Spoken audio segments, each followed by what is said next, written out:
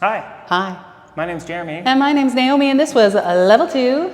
This is our Tandem Charleston month. Correct. So we did a little review, which was the basic tandem, where we talked about staying on this track and not swerving off the track and stepping on people and having this little zigzag position, both of us at the same time. Then we did our best impression of the S-turn, and to build our way there, we did this solo practice.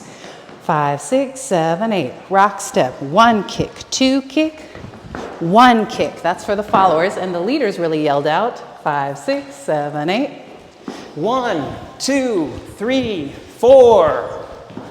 And when we put them together, let's show it sideways. That was our S-turn. 1, 2, 3, 4. Into tandem, and then we showed an exit. Hey, wee! We did a 6 count pass by, and we practiced doing a circle so that we could get back to side by side. So let's just show the exit one more time, kind of slowly, Sure. maybe from the front.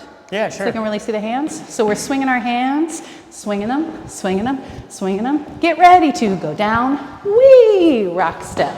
And then we can come out of it in different ways. That's just the way we practice today. That was it. Great work, everybody. Bye.